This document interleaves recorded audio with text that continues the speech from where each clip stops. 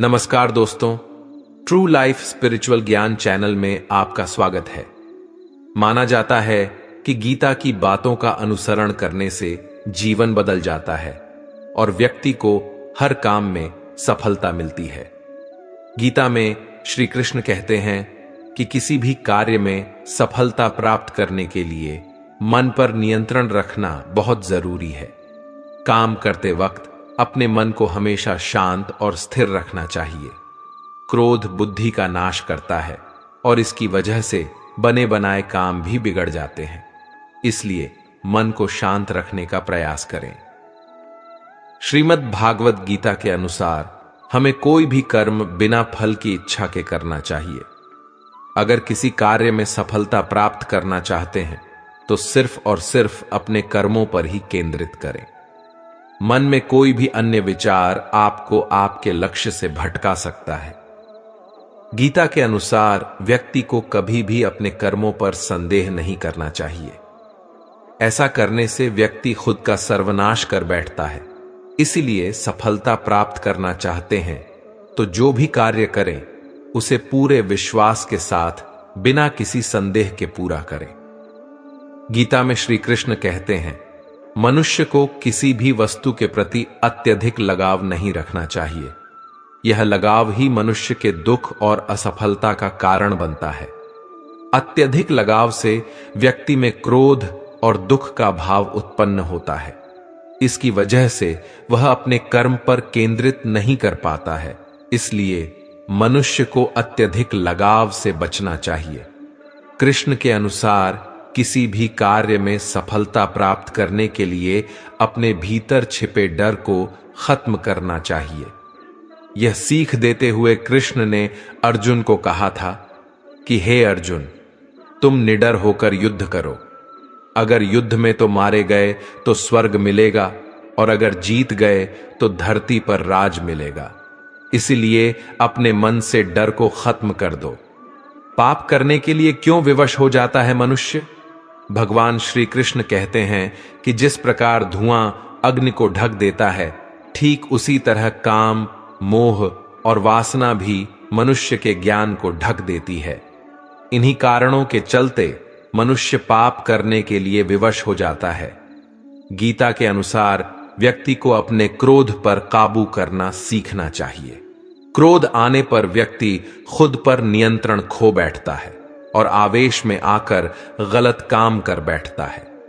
क्रोध में लिए गए फैसले अक्सर गलत होते हैं, जिससे व्यक्ति आगे चलकर पछताता है। इसलिए क्रोध आने पर खुद को शांत करने का प्रयास करें। श्रीमद् भागवत गीता के अनुसार हर मनुष्य को आत्म मंथन जरूर करना चाहिए।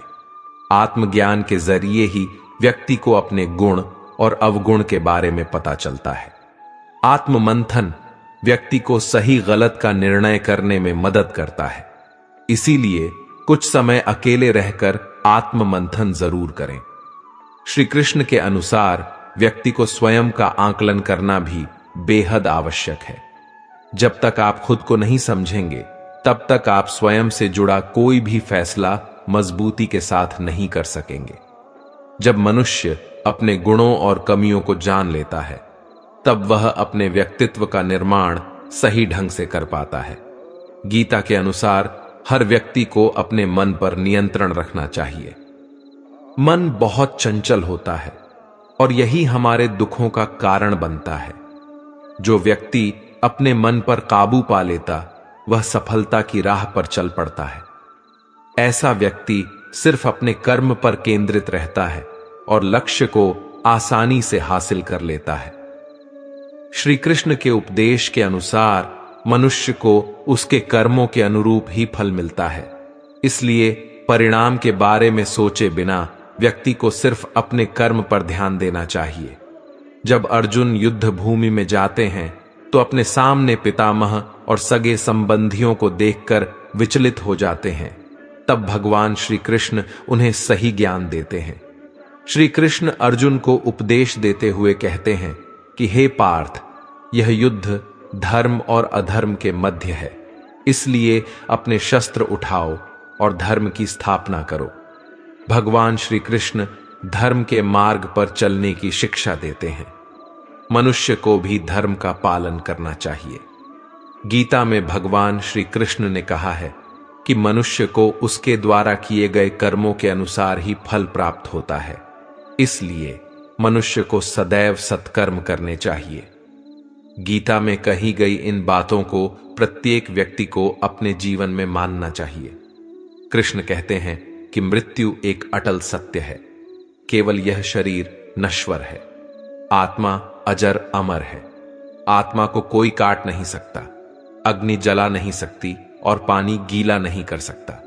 जिस प्रकार से एक वस्त्र बदलकर दूसरे वस्त्र धारण किए जाते हैं, उसी प्रकार आत्मा एक शरीर का त्याग करके दूसरे जीव में प्रवेश करती है। भगवत गीता में भगवान श्री कृष्ण ने न केवल ज्ञान की बातें बताई हैं, बल्कि जीवन जीने की कलाओं के बारे में भी बताया है। भगवान श्री कृष्ण ने अर्जुन को जो गीता का उपदेश दिया है, वह हर मनुष्य के लिए प्रेरणा स्रोत है। गीता में भगवान श्री कृष्ण अर्जुन को उपदेश देते हैं कि जो भी मनुष्य भगवत गीता की बातों को अपनाकर अपने जीवन में उतारता है, वह सभी दुखों से, वासनाओं से, क्रोध से, ईर्ष्या से, लोभ से, मोह से, लालच आदि के बंधनों से मुक्त हो जाता है। आनंद मनुष्य के भीतर ही निवास करता है, परंतु मनुष्य उसे स्त्री में, घर में और बाहरी सुखों में खोज रहा है। श्री कृष्ण कहते हैं कि भगवान की उपासना केवल शरीर से ही नहीं, बल्कि मन से करनी चाहिए। भगवान का वंदन उन्हें प्रेम बंधन में बांधता है। मनुष्य की वासना ही उसके पुनर्जन्म का कारण होती है। इंद्रियों के अधीन होने से मनुष्य के जीवन में विकार और परेशानियां आती हैं। संयम यानी धैर्य, सदाचार, स्नेह और सेवा जैसे गुण सत्संग के बिना नहीं आते हैं। श्री कृष्ण कहते हैं कि मनुष्य को वस्त्र बदलने की आवश्यकता नहीं है, आवश्यकता हृदय परिवर्तन की है। जवानी में जिसने ज्यादा पाप किए हैं, उसे बुढ़ापे में नींद नहीं आती। भगवान ने जिसे संपत्ति दी है, उसे गाय अवश्य रखनी चाहिए। जुआ, मदिरापान, परस्त्री गमन, हिंसा, असत्य, मद, आसक्ति और निर्दयता, इन सब में कलयुग का वास है। श्री कृष्ण कहते हैं कि मनुष्य को अपने मन को बार बार समझाना चाहिए कि ईश्वर के सिवाय उसका कोई नहीं है, साथ ही वह किसी का नहीं है। भोग में क्षण भर के लिए सुख है, साथ ही त्याग में स्थायी आनंद है। श्री कृष्ण कहते हैं कि सत्संग ईश्वर की कृपा से मिलता है, परंतु कुसंगति में पड़े रहना मनुष्य के अपने ही हाथों में है। लोभ और किसी से अधिक लगाव पाप के माता पिता हैं, साथ ही लोभ पाप का बाप है। श्री कृष्ण कहते हैं कि मनुष्य को अपने मन और बुद्धि पर विश्वास नहीं करना चाहिए, क्योंकि यह बार बार मनुष्य को दगा देते हैं। खुद को निर्दोष मानना बहुत बड़ा दोष है। यदि पति पत्नी पवित्र जीवन बिताएं, तो भगवान पुत्र के रूप में उनके घर आने की इच्छा रखते हैं। भगवान इन सभी कसौटियों पर कसकर जांच परख कर ही मनुष्य को अपनाते हैं। किसी भी रिश्ते में उस समय तक रहना ही उचित होता है जब तक आपका आत्मसम्मान इसमें बना रहे, वरना अपने सबसे करीबी लोगों के साथ रहने पर भी सिर्फ दर्द का अनुभव होता है। ऐसे में यदि आप अपने रिश्तों में किसी तरह की परेशानी का सामना कर रहे हैं, तो इसकी मदद से आप अपने रिश्ते के भविष्य को बदल सकते हैं। गीता का एक ऐसा ही उपदेश यहां हम आपको बता रहे हैं, जिसे जानने के बाद आप खुद को एक खराब रिश्तों में आने से बचा सकते हैं। श्री कृष्ण कहते हैं कि जब कोई समझदार इंसान अपने सबसे प्रिय व्यक्ति और करीबी रिश्ते को भी छोड़ने के लिए तैयार हो जाए, तो समझ जाना चाहिए उसके आत्मसम्मान को ठेस पहुंची है। आत्मसम्मान किसी व्यक्ति का खुद के प्रति, अपने चरित्र और आचरण के प्रति किया जाने वाला सम्मान है। इसे स्वाभिमान भी कहा जाता है, इसलिए इसमें अभिमान का भी थोड़ा अंश होता है, जिसके कारण इन दोनों के बीच में बहुत बारीक सी लाइन होती है। आसान भाषा में अभिमान घमंड के साथ साथ चलता है, वहीं आत्मसम्मान नैतिकता के साथ चलता है, भले ही इसके कारण कितनी ही बड़ी हानि क्यों ना हो जाए। आत्मसम्मान का बोध होना हर एक व्यक्ति के लिए जरूरी है, तभी आप दूसरों को इसे ठेस पहुंचाने से रोक सकते हैं। जब आप खुद इसे समझने की कोशिश नहीं करते हैं तो आप दूसरों को अपने साथ अनादर करने की छूट दे देते हैं। इतना ही नहीं, इसके अभाव में आप रिलेशनशिप के लाल झंडा को भी नहीं समझ पाते और जरूरत से ज्यादा समझौता करते रहते हैं, अपनों से चोट खाते हैं। किसी भी रिश्ते में प्यार और समझदारी के साथ स्वाभिमान का होना भी जरूरी होता है। किसी दूसरे व्यक्ति के लिए इसे भूलाना कहीं ना कहीं अपने अंदर के परमात्मा का निरादर करने जैसा है। एक रिश्ते में आत्मसम्मान आपको एक बेहतर इंसान और बेहतर साथी बनाता है। अगर किसी रिश्ते में आपका स्वाभिमान है तो आपको विश्वास होगा कि आप एक योग्य व्यक्ति हैं, और जब आप योग्य महसूस करते हैं तो विश्वास होता है कि आप प्यार और सम्मान के योग्य हैं, न सिर्फ खुद से बल्कि हर किसी से। गीता के प्रथम अध्याय का महत्व एक कथा के माध्यम से समझते हैं। एक समय पार्वती जी ने पूछा, हे महादेव, किस ज्ञान के बल पर संसार के सब लोग आपको शिव कहकर पूजते हैं? मृगछाला ओढ़े और अपने सभी अंगों में शमशान की विभूति लगाए, गले में सर्प और नरमुंडों की माला पहने हुए हो, इनमें तो कोई भी पवित्र नहीं, फिर आप किस ज्ञान से पवित्र माने जाते हैं? तब महादेव ने उत्तर दिया कि हे प्रिय सुनो, मैं गीता ज्ञान को अपने हृदय में धारण करने से पवित्र माना जाता हूं। इस ज्ञान से मुझे बाहर के कर्म नहीं व्याप्त है। तब पार्वती जी ने कहा कि हे भगवान, जिस गीता ज्ञान की आप ऐसी स्तुति करते हैं उसके श्रवण करने से कोई कृतार्थ भी हुआ है। महादेव ने उत्तर देते हुए कहा कि इस ज्ञान को सुनकर बहुत से जीव कृतार्थ हुए हैं और आगे भी होंगे। मैं तुम्हें एक पुरातन कथा कहता हूं, तुम सुनो। एक समय पाताल लोक में शेषनाग की शैया पर श्री नारायण जी नैन मूंद कर आनंद में मग्न थे। उस वक्त भगवान के चरण दबाते हुए लक्ष्मी जी ने पूछा, हे प्रभु, निद्रा और आलस्य तो उन पुरुषों को व्यापता है जो जीव तामसी होते हैं, फिर आप तो तीनों गुणों से अतीत हो। आप तो वासुदेव हो, आप जो नेत्र मूंद रहे हो, इससे मुझे बड़ा आश्चर्य है। नारायण जी ने उत्तर देते हुए कहा, हे लक्ष्मी, मुझको निद्रा आलस्य नहीं व्यापता। एक शब्द रूप जो भगवत गीता है, उसमें जो ज्ञान है उसके आकार रूप है। ये गीता शब्द रूप अवतार है। इस गीता में यह अंग है।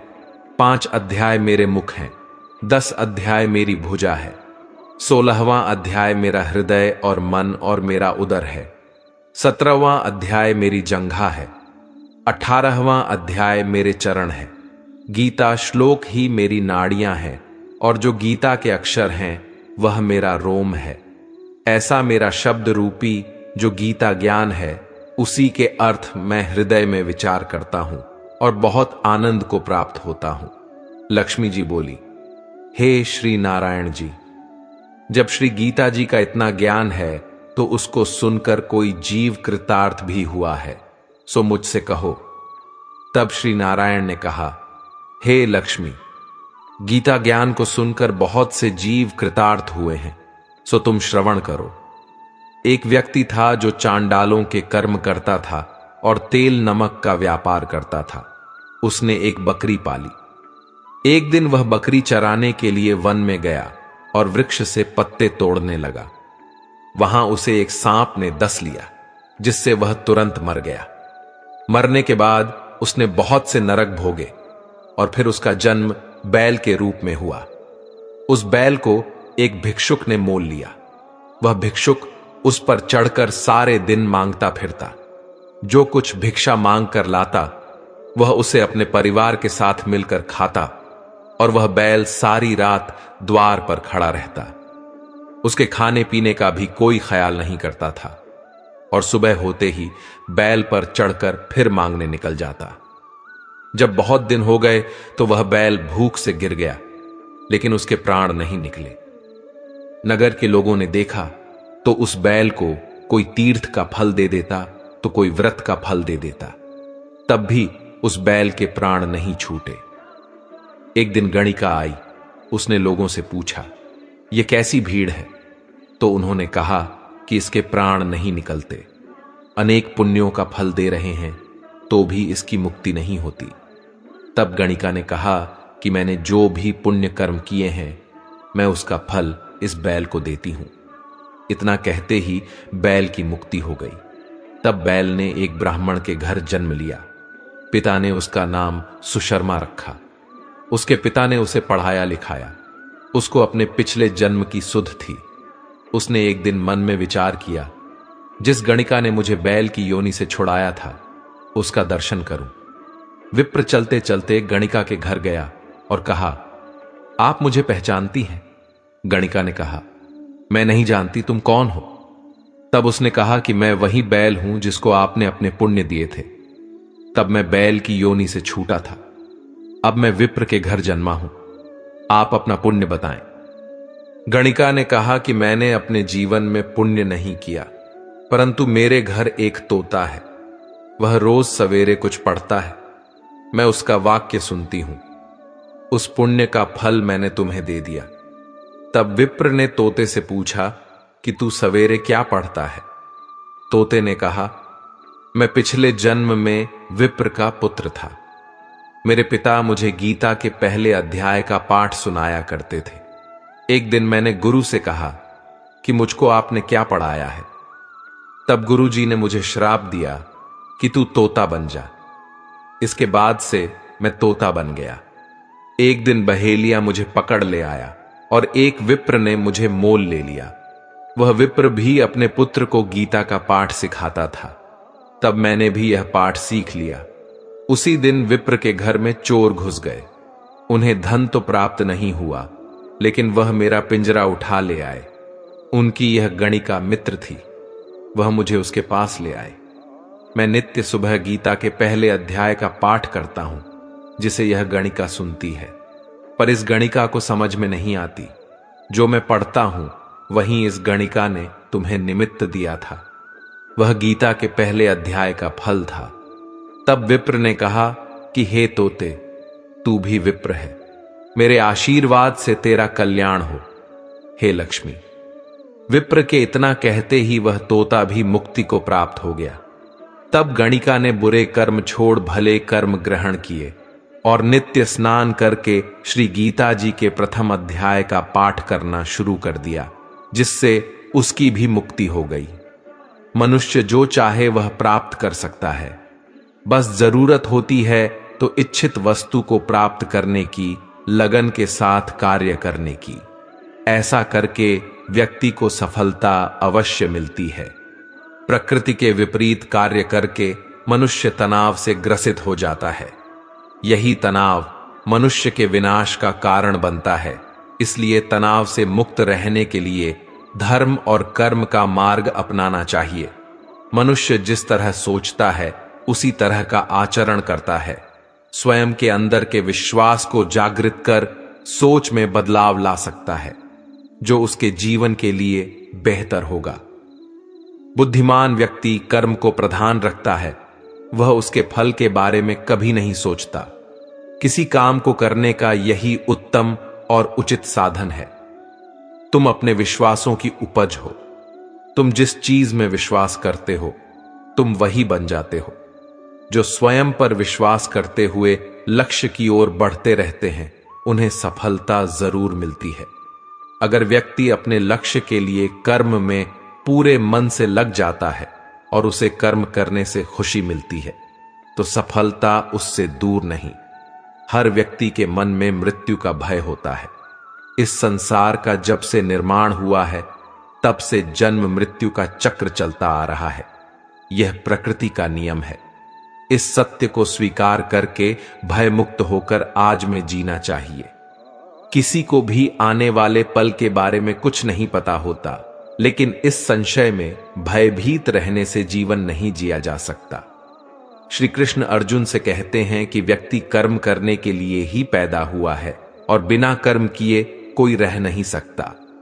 फल की चिंता करना व्यर्थ है।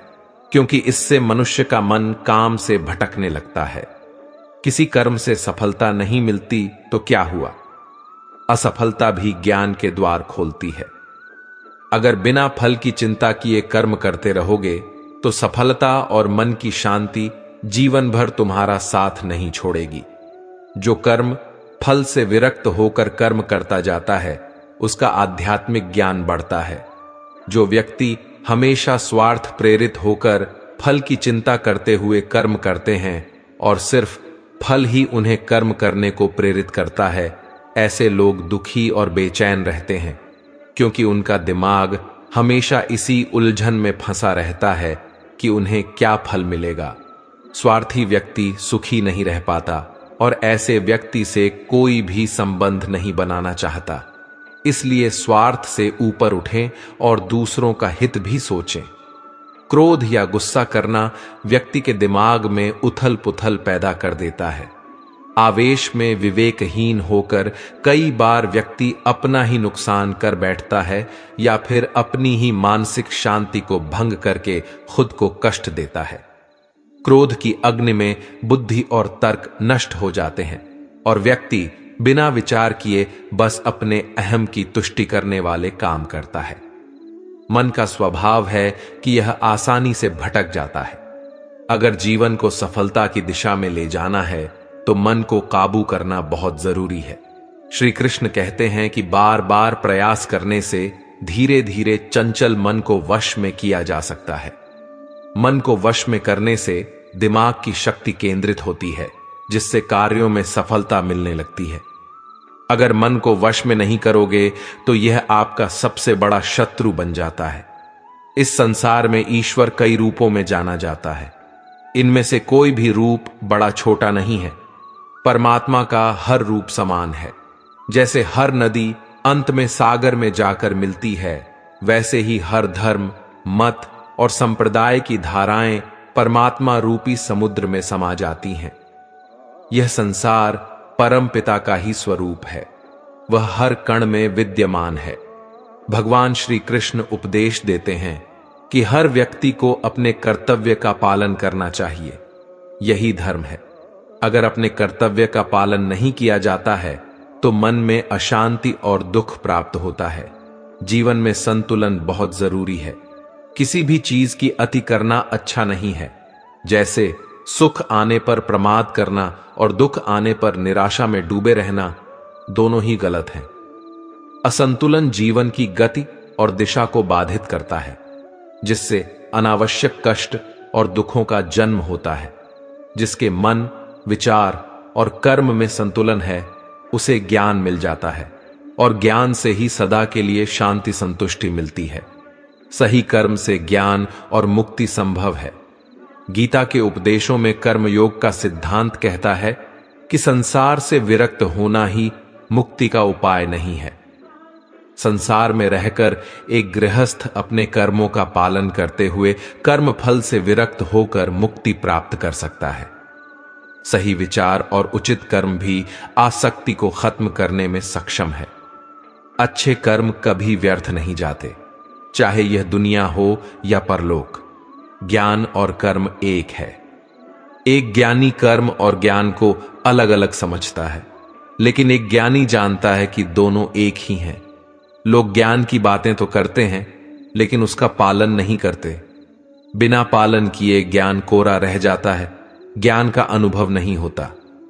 गीता कहती है कि ज्ञान प्राणी की नहीं, बल्कि अनुभव करने की वस्तु है और अनुभव बिना कर्म किए नहीं मिलता। इच्छा दुखों का मूल है। इस संसार में जितनी भी चीजें सांसारिक सुख की श्रेणी में आती हैं, उनकी एक शुरुआत और अंत जरूर होता है। इन सांसारिक सुखों का अंत दुख, कष्ट और दुर्गति के रूप में होता है। इच्छाओं का अंत नहीं है। एक पूरी होती है तो दूसरी नई इच्छा आ जाती है। हर इच्छा से प्रेरित होकर कर्म करना गलत है, क्योंकि ऐसे तो अनुचित कार्य भी होंगे। इच्छाओं से विचलित न हो, उन्हें एक विरक्त दर्शक बनकर देखो और वे चली जाएंगी। भगवान ही सबसे बड़ा सहारा है। परम पिता ही एकमात्र हमारे आधार हैं और अपने हैं। इस संसार में कोई भी अकेला नहीं है। ईश्वर में विश्वास रखते हुए जो मनुष्य कर्म पथ पर बढ़ता जाता है वह सदा शांति, सुख और मुक्ति पाता है। भूत और भविष्य की चिंता करना व्यर्थ है, वर्तमान ही सत्य है। जो भी पूर्ण समर्पण से ईश्वर की शरण में आता है, परमात्मा उसका कल्याण अवश्य करते हैं। भगवान श्री कृष्ण कहते हैं कि तुम्हें कर्म करने का अधिकार है, लेकिन उसके द्वारा किए गए कर्म के फल को उसे फलने का अधिकार नहीं है। अर्थात आपको कर्म में लगना चाहिए, लेकिन उसके फलों की चिंता में नहीं रहना चाहिए। भगवान श्री कृष्ण कहते हैं कि तुम्हें कर्म करने का अधिकार है, लेकिन उसके द्वारा किए गए कर्म के फल को उसे फलने का अधिकार नहीं है। अर्थात आपको कर्म में लगना चाहिए, लेकिन उसके फलों की चिंता में नहीं रहना चाहिए। कर्म योग में सर्वप्रथम यह भाव है कि कर्म करना आवश्यक है और उसे ईश्वर को समर्पित करना चाहिए, फल की इच्छा के साथ नहीं। भगवान श्री कृष्ण कहते हैं कि हमें स्वयं के विकारों और नकारात्मकता से मुक्त होकर प्रगति करनी चाहिए, क्योंकि हम स्वयं के मित्र भी हैं और शत्रु भी हम खुद ही हैं। हम खुद ही अपने सबसे बड़े मित्र और सबसे बड़े शत्रु भी हो सकते हैं। जब हम अपनी आत्मा को नहीं समझते और उससे अलग हो जाते हैं, तो हमारे अंदर के सकारात्मक गुण व्यक्त नहीं हो पाते और हमें खुद ही अपना दुश्मन बनना पड़ता है। लेकिन जब हम अपनी आत्मा को समझते हैं और उसके साथ एक हो जाते हैं, तो हम अपने भीतर के दुश्मन को पहचान सकते हैं और उससे निपट सकते हैं। किसी वस्तु के आकर्षण से बचें। भगवान कृष्ण त्याग के मार्ग और निस्वार्थ कर्म के योग पर चर्चा करते हैं। दोनों मार्ग आध्यात्मिक विकास और मुक्ति की ओर ले जाते हैं, लेकिन कृष्ण सुझाव देते हैं कि कर्म योग निस्वार्थ कर्म का योग त्याग के मार्ग से भी श्रेष्ठ है। विचलित मत हो। बुद्धिमान व्यक्ति सुख और दुख, गर्मी और सर्दी, मान और अपमान के द्वंद्व से विचलित नहीं होता है। ऐसा व्यक्ति सभी परिस्थितियों में स्थिर और शांत रहता है। संभव का मतलब है हमेशा एक ही भाव में रहना। यदि आप इसका अभ्यास करते हैं तो आप मानसिक लचीलापन, भावनात्मक स्थिरता और आंतरिक शांति को विकसित कर सकते हैं। यह हमें आवेगपूर्ण प्रतिक्रिया करने के बजाय स्पष्टता और बुद्धिमत्ता के साथ कार्य करने, सुविचारित निर्णय लेने में भी मदद करता है। यह श्लोक हमें अपने कार्यों के परिणामों से वैराग्य पैदा करने और अपने सच्चे स्व में केंद्रित रहने के लिए प्रोत्साहित करता है। निष्काम कर्म का तरीका कर्मों के फल के प्रति आसक्ति को त्याग कर सदैव संतुष्ट रहकर स्वामित्व की भावना रहित निस्वार्थ कर्म में लगा हुआ व्यक्ति सभी प्रकार के कार्यों में पूरी तरह से संलग्न होने पर भी कुछ भी नहीं करता है और वह कर्म बंधन से मुक्त रहता है। श्री कृष्ण निष्काम कर्म में लगे व्यक्ति कर्मयोगी के लक्षणों का वर्णन करते हैं। ऐसा व्यक्ति अपने कार्यों के परिणामों के प्रति आसक्ति को त्याग देता है और अपने आप में संतुष्ट रहता है।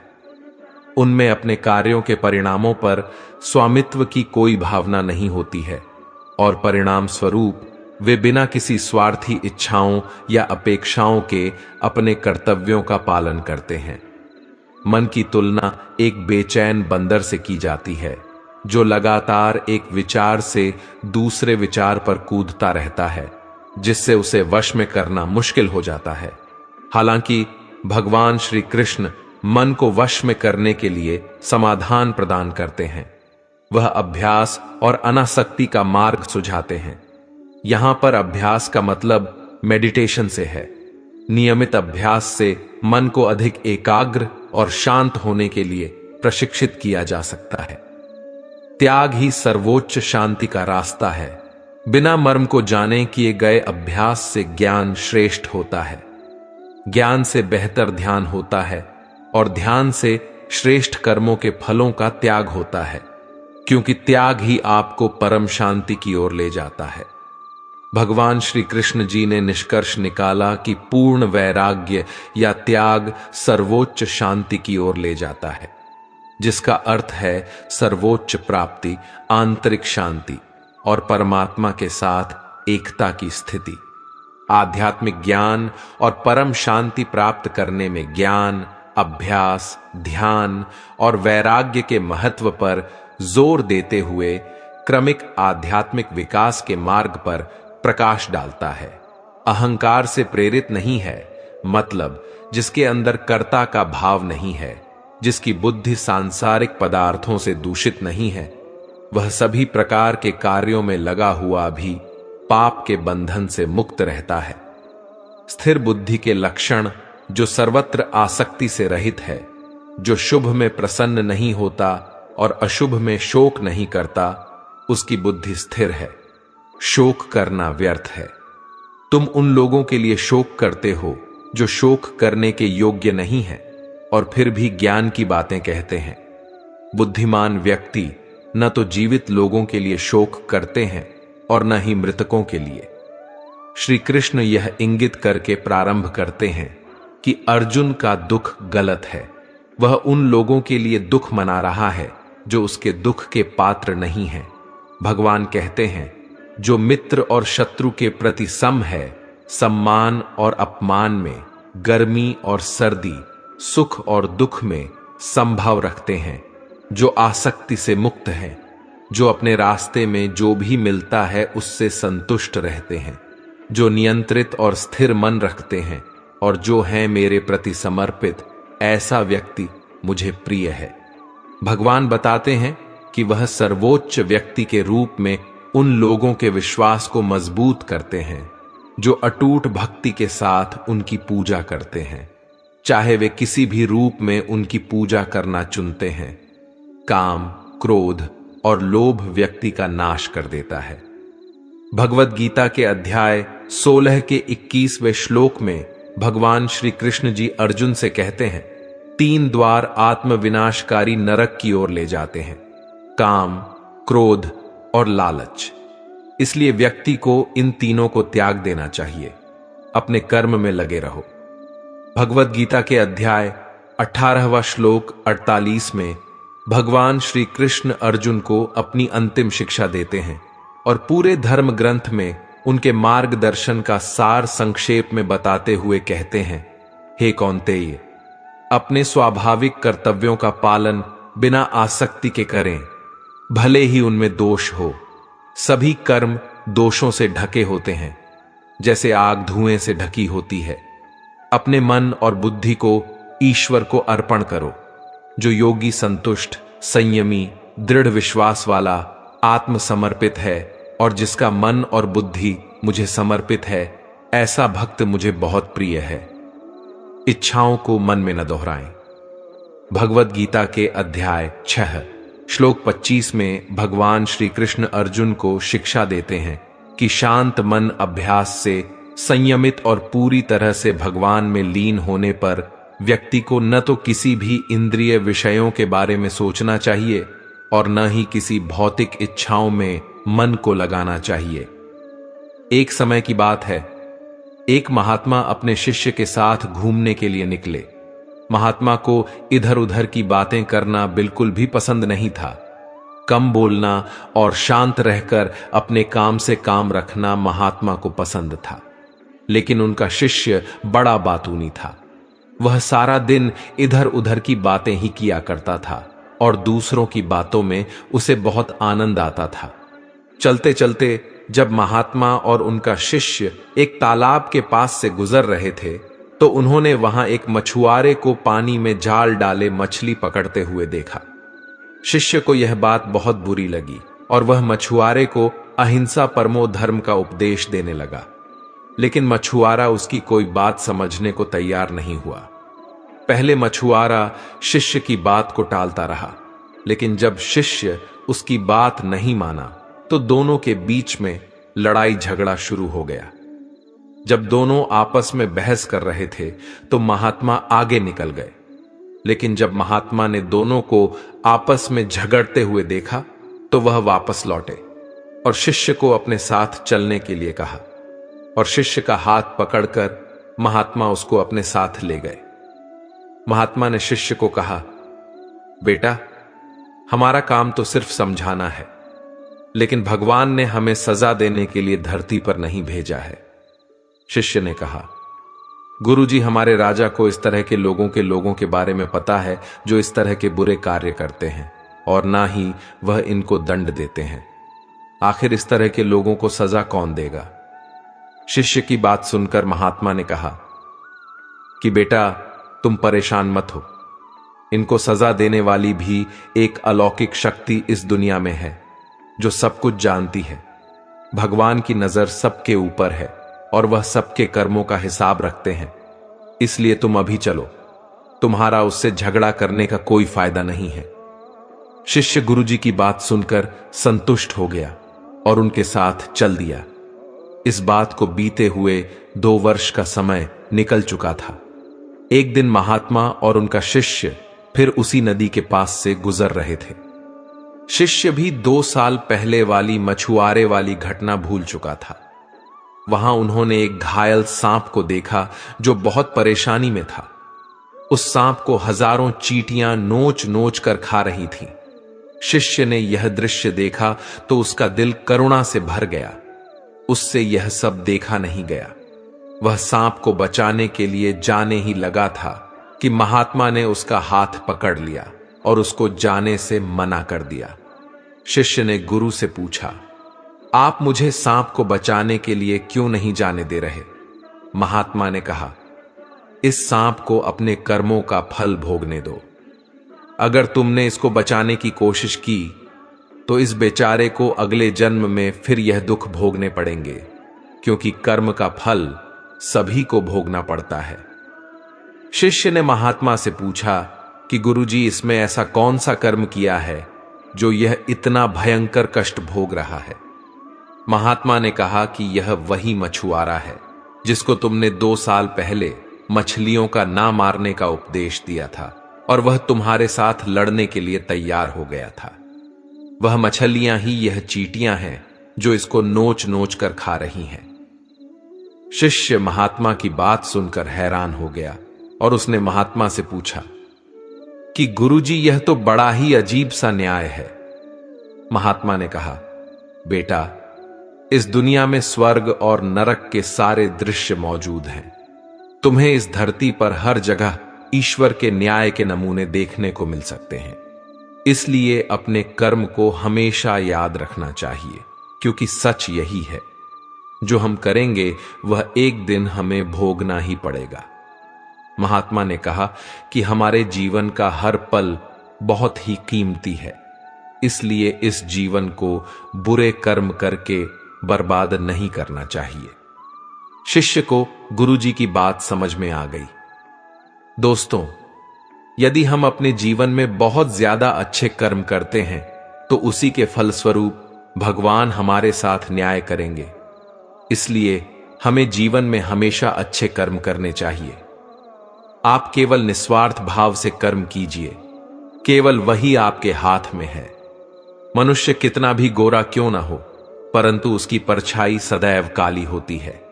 मैं श्रेष्ठ हूं, यह आत्मविश्वास है, लेकिन सिर्फ मैं ही श्रेष्ठ हूं, यह अहंकार है। व्यक्ति जो चाहे बन सकता है यदि विश्वास के साथ इच्छित वस्तु पर लगातार चिंतन करें। प्रेम सदैव माफी मांगना पसंद करता है और अहंकार सदैव माफी सुनना पसंद करता है। जो रास्ता ईश्वर ने आपके लिए खोला है उसे कभी भी कोई बंद नहीं कर सकता। मनुष्य का जीवन केवल उसके कर्मों पर चलता है। जैसा कर्म होता है वैसा उसका जीवन होता है। एक बार माफ करके अच्छे बन जाओ, परंतु दोबारा उसी इंसान पर भरोसा करके बेवकूफ कभी न बनो। मन की गतिविधियों, होश, श्वास और भावनाओं के माध्यम से भगवान की शक्ति सदा तुम्हारे साथ है। जीवन में आधे दुख इस वजह से आते हैं क्योंकि हमने उनसे आशाएं रखी जिनसे हमें नहीं रखनी चाहिए थी। मैं ही इस सृष्टि की रचना करता हूं, मैं ही इसका पालन पोषण करता हूं और मैं ही इस सृष्टि का विनाश करता हूं। जब संसार में धर्म की हानि होगी, अधर्म की विजय, तब मैं इस पृथ्वी पर अवतार लूंगा। शांति से भी दुखों का अंत हो जाता है और शांत चित्त मनुष्य की बुद्धि शीघ्र ही स्थिर होकर परमात्मा से युक्त हो जाती है। हमारी आस्था की परीक्षा तब होती है जब हम जो चाहे वह न मिले और फिर भी हमारे दिल से प्रभु के लिए शुक्रिया ही निकले।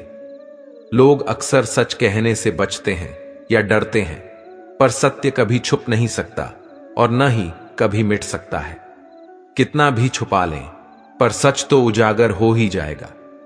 जो बात सच पर आधारित हो उसे करने या कहने और मानने से कभी नहीं डरना चाहिए।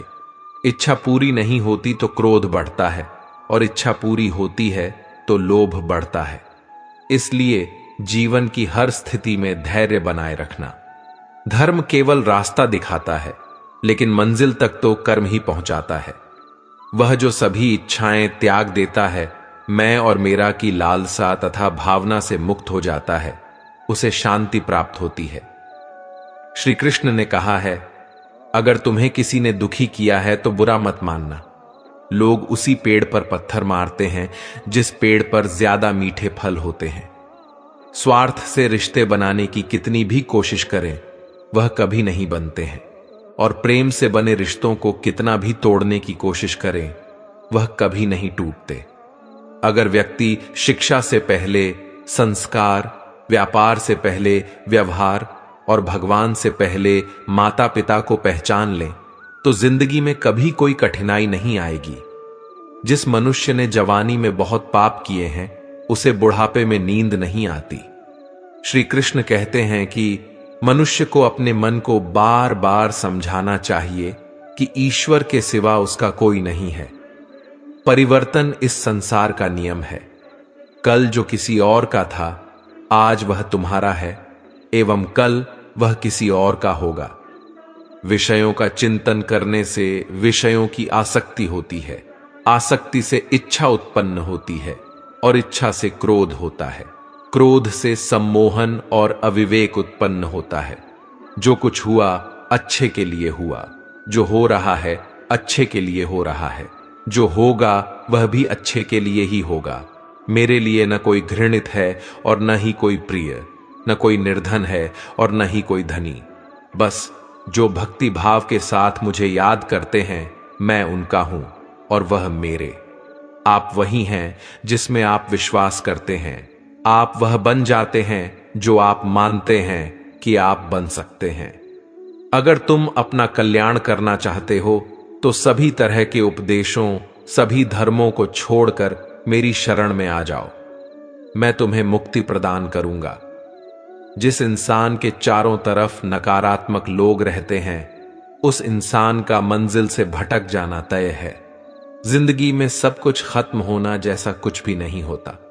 हमेशा एक नई शुरुआत हमारा इंतजार कर रही होती है। इंद्रियों के अधीन होने से मनुष्य के जीवन में विकार और परेशानियां आती हैं। सुख दुख का आना जाना सर्दी गर्मी के आने जाने के जैसा ही है। इसीलिए इन्हें सहन करना सीखना ही उचित है। निर्बलता अवश्य ईश्वर देता है, परंतु मर्यादा मनुष्य का मन खुद निर्माण करता है। जीवन में वाणी को संयम में रखना अनिवार्य है, क्योंकि वाणी से दिए हुए घाव कभी भरे नहीं जा सकते। मनुष्य उसके लिए शोक करता है जो शोक करने के योग्य नहीं है, और फिर भी ज्ञान की बातें करते हो। बुद्धिमान व्यक्ति न जीवित और न ही मृत व्यक्ति के लिए शोक करते हैं। श्री कृष्ण कहते हैं, मैं हमेशा तुम्हारे साथ और तुम्हारे आसपास रहता हूं, चाहे तुम कुछ भी कर रहे हो। जो हुआ अच्छा हुआ, जो होगा अच्छा होगा। स्वयं को मुझ पर छोड़ दो, अपने कर्म पर ध्यान दो। जीवन में समय चाहे जैसा भी हो, परिवार के साथ रहो। सुख हो तो बढ़ जाता है और दुख हो तो बंट जाता है। मोहग्रस्त होकर अपने कर्तव्य पथ से हट जाना मूर्खता है, क्योंकि इससे न तो तुम्हें स्वर्ग की प्राप्ति होगी और न ही तुम्हारी कीर्ति बढ़ेगी। श्री कृष्ण कहते हैं कि सत्संग ईश्वर की कृपा से मिलता है, परंतु कुसंगति में पड़ना मनुष्य के अपने ही हाथों में होता है। कर्म का फल व्यक्ति को उसी तरह ढूंढ लेता है जैसे कोई बछड़ा सैकड़ों गायों के बीच अपनी मां को ढूंढ लेता है। इस संसार में कुछ भी स्थायी नहीं है। मैं सभी जीवों में विद्यमान हूं। मैं चींटी में भी विद्यमान हूं और हाथी में भी विद्यमान हूं। मेरे भी कई जन्म हो चुके हैं, तुम्हारे भी कई जन्म हो चुके हैं। न तो मेरा अंतिम जन्म है और न यह तुम्हारा अंतिम जन्म है।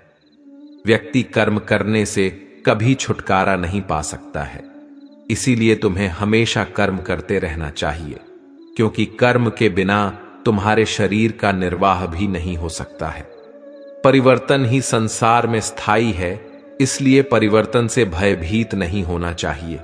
जो लोग दूसरों की सहायता करते हैं, ईश्वर उनकी सहायता करते हैं। जब यह संसार ही स्थायी नहीं है, तो इस संसार की कोई वस्तु कैसे स्थायी हो सकती है। आत्मा शरीर को वैसे ही छोड़ देती है जैसे मनुष्य पुराने कपड़ों को उतारकर नए कपड़े धारण कर लेता है। मन शरीर का हिस्सा है। सुख दुख का एहसास करना आत्मा का नहीं, शरीर का काम है। मान अपमान, लाभ हानि, गम और खुशी सब मन का खेल है। जैसे एक बूंद सागर में विलीन हो जाती है, वैसे ही ब्रह्मांड के साथ अपनी एकता का एहसास करो और पीड़ा की लहरें समाप्त हो जाएंगी। सफलता को अपना एकमात्र मार्गदर्शक न बनाएं, न ही असफलता को एकमात्र शिक्षक। दोनों से सीखें, क्योंकि वे विकास के पथ पर मील के पत्थर हैं। आत्मबोध की यात्रा आत्मा की तीर्थ यात्रा है। इसमें श्रद्धा और जागरूकता के साथ चलें। ज्ञान का दीपक अज्ञानता के अंधेरे को दूर करता है।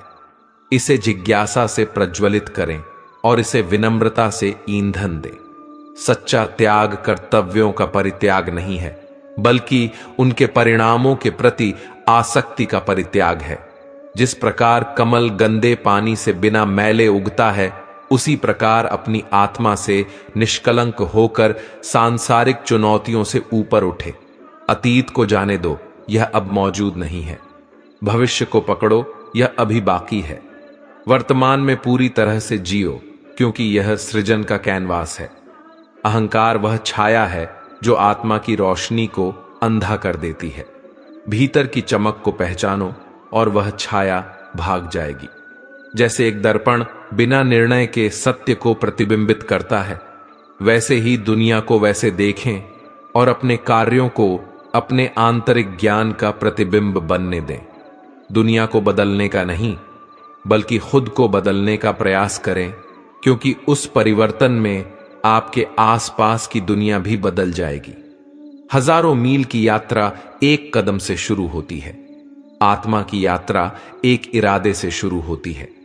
आत्म खोज की यात्रा सर्वोत्तम तीर्थ यात्रा है।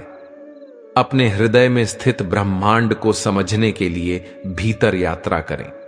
विनम्रता की खुशबू विपरीत परिस्थितियों में भी दूर दूर तक फैलती है। जैसे कमल कीचड़ में से पवित्रता से खिलता है, वैसे ही अपनी आत्मा को जीवन के कीचड़ में खिलने दो। मोह की डोर दिल को बांधती है। वैराग्य का राग बजाओ और मुक्ति पाओ। बुद्धि वह दिशा सूचक यंत्र है जो जीवन के जहाज को अशांत पानी से शांति के तट तक ले जाती है। समय की नदी निरंतर बहती रहती है। अपने कार्यों को वे कंकड़ बनने दें जो उद्देश्य की लहरें पैदा करते हैं। मन एक बगीचा है।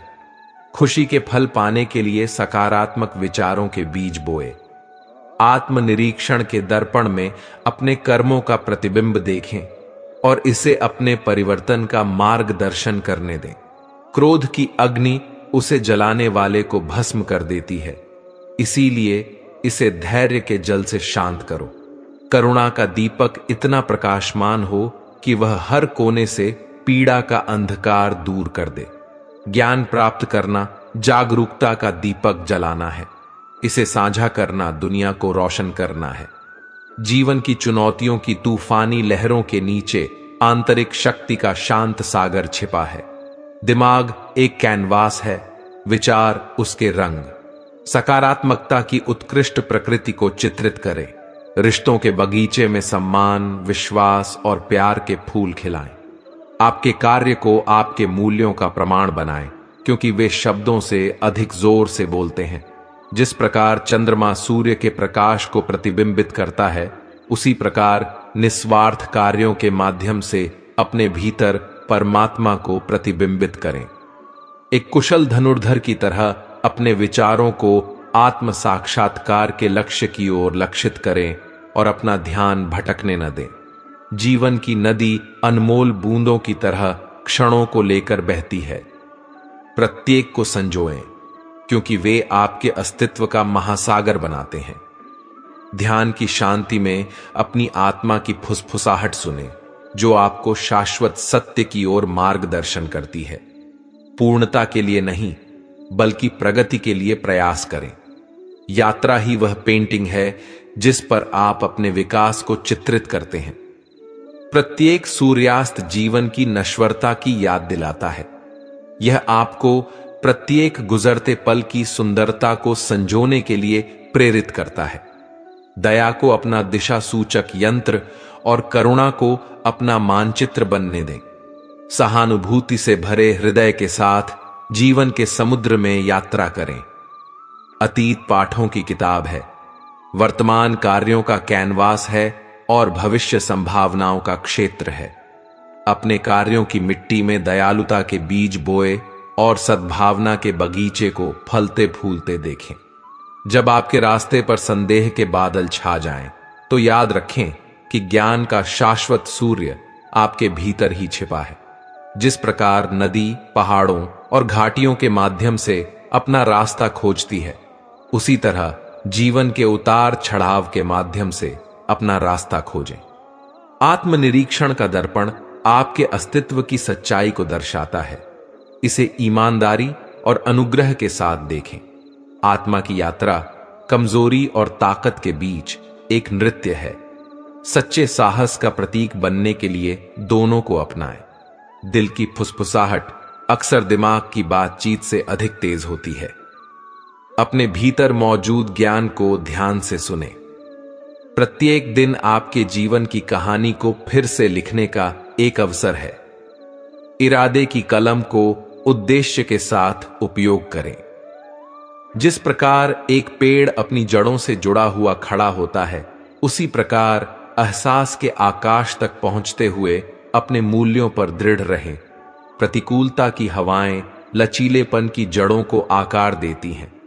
अपनी आत्मा को सभी तूफानों का सामना करते हुए अटल रहने दें। आपके कार्यों की गूंज समय के साथ गूंजती है।